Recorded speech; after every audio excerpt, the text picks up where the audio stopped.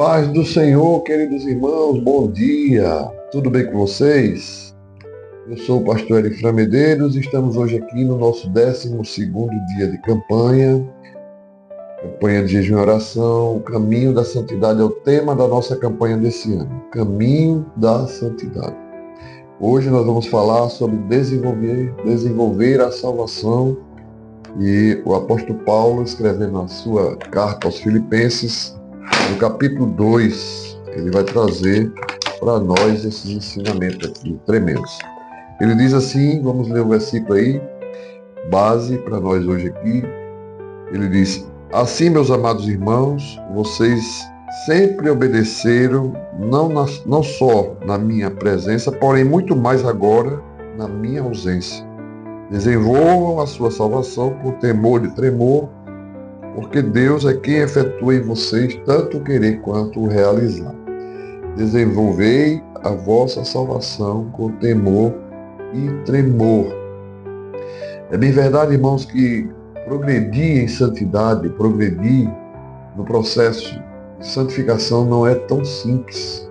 Mas você precisa ter em mente que você foi salvo, você está sendo salvo, você será completamente e eternamente salvo na glória. Então a nossa salvação, ela começa na conversão e continua até a glorificação.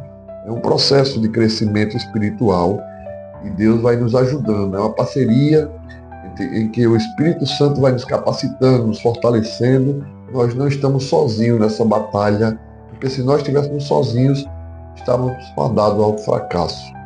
Pronto.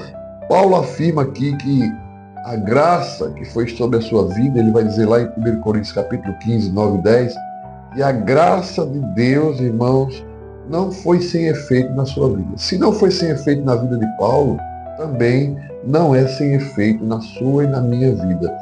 Só a graça dele para nos permitir suportar as aflições desse mundo.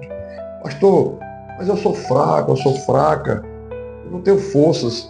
Nós vamos ver nessa manhã, irmãos, ou nesse dia, né, o que é necessário para que um cristão consiga desenvolver a sua salvação e sua santificação, né? Nós vamos ver os passos práticos para isso, nesse texto aqui específico que Paulo cita lá em Filipenses. O primeiro passo prático, irmão, é que nós devemos concentrar a nossa mente, os nossos olhos para o nosso modelo. Nós temos um modelo que nós devemos seguir é Cristo. Por isso que Paulo, quando começa o texto, no versículo 12, ele diz assim, ou seja, ele está conectando essa passagem que ele está dizendo agora, 12, 13, ao modelo que é Cristo, a partir do versículo 5 anterior. Então, se você for ler todo o contexto aí, você vai ver que Cristo é apresentado como modelo de unidade por meio da sua encarnação, morte e exaltação. Cristo é o nosso modelo. Então, querido, quando você estiver passando por alguma situação na vida em que exija um olhar mais crítico para você mesmo, o que Cristo faria no seu lugar na hora de uma situação difícil na sua casa, no seu casamento, no seu filho, na sua filha, no seu trabalho, na hora da angústia de vamos dizer assim, de uma perseguição, na hora de um momento em que você foi humilhada, como Cristo reagiria no seu lugar? Quais seriam as características dele? Então é esse olhar que eu preciso ter nas minhas ações, no trato com os meus irmãos da igreja, no trato com a minha liderança, no trato de uns para com os outros, no meu ministério, como Cristo faria, que ele faria no meu lugar nessa situação.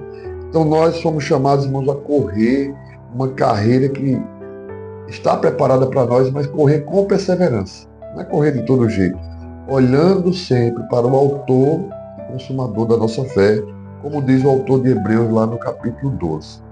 Primeiro ponto, irmãos, que preciso entender aí é esse: Cristo é o nosso modelo. Segundo lugar, irmãos, para desenvolver a minha santificação no processo da salvação, precisamos crescer em obediência a Deus. Tem pessoas que crescem muito no conhecimento, mas pouco em obediência. A obediência constante, irmão, não apenas promove santificação, mas também comprova que nós somos genuinamente salvos.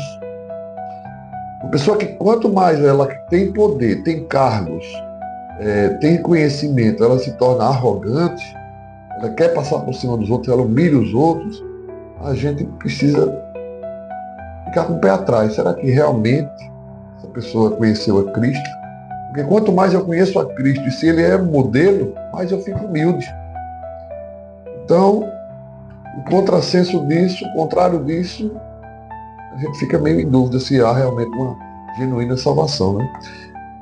Terceiro lugar, irmãos, que nós precisamos crescer na graça e no conhecimento para sermos mais santificados, desenvolver a nossa santificação, devemos praticar a disciplina contínua. Isso aqui, irmãos, é muito difícil. Paulo vai mandar a gente pôr em ação. Ponha em ação a vossa salvação. Isso é, estude a palavra de Deus, ore a Deus, mantenha uma comunhão plena com esse Deus que é o nosso exemplo através de Jesus Cristo. Busque trazer na sua memória aquilo que te dá esperança. E procure apoio, procure ajuda numa mentoria. A primeira obrigação é o pastor te ajudar.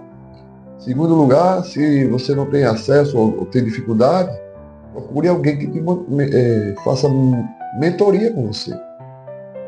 Quando eu me converti, na igreja que eu me converti, tinha um programa chamado Pai Espiritual. Então alguém colava em você e ia lhe auxiliando nas coisas pequenas. E também quando eram as coisas maiores, levava para o pastor e resolvia. E foi uma bênção. Então procure crescer sabendo que a obediência é um princípio da sabedoria divina. E outro ponto que devemos entender, irmãos, é que nós precisamos praticar o trabalho para Deus de forma que nós permitamos que Deus faça um milagre na nossa vida. Nós precisamos permitir que Deus trabalhe nas nossas dificuldades, nas nossas falhas. Como assim, pastor? Mas Deus não é soberano, Ele não pode fazer? Pode. Mas muitas vezes, irmão, nós entristecemos o Espírito Santo com as nossas ações. Então, Deus é quem efetua. É Ele quem efetua em nós, tanto querer quanto realizar, de acordo com a sua boa vontade. Paulo está dizendo o que aqui? Que nós precisamos reconhecer que ao focar no nosso esforço humano, nós vamos bater na barreira das nossas falhas e isso pode nos desanimar. Paulo reconhece que esses esforços humanos para nos santificar não têm efeito se Deus não tiver no processo. Alguns podem até querer fazer por conta própria, mas não vai conseguir. Deus é quem efetua tanto o querer quanto o realizar. Então, se você está aí dizendo para você, eu não consigo, eu não posso, realmente, você tem razão. Você não, mas Deus pode. Ele muda. Ele te tirou da morte para a vida. Ele não tirou você para você ser infrutífero nem ocioso. Ele te chama para um processo maior de santificação e salvação da tua vida. Então, querido, Deus trabalha na nossa vida. Para finalizar, queridos, nós precisamos entender o seguinte.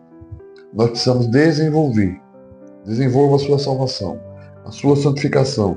E isso é fundamental para você crescer.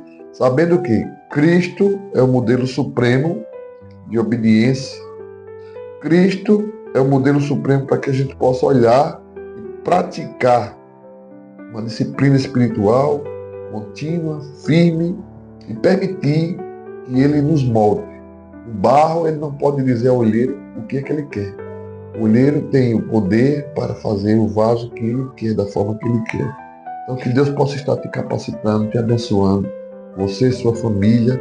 Vamos orar, irmãos, para que Deus possa fortalecer você como igreja, você como membro do corpo, que você seja santificado para a glória de Deus. Deus te abençoe. Ore pelos campos missionários de Bananeira, de solidariedade, para que Deus possa estar fortalecendo, moldando, desenvolvendo a santificação daquele povo e também a sua igreja local, em nome de Jesus.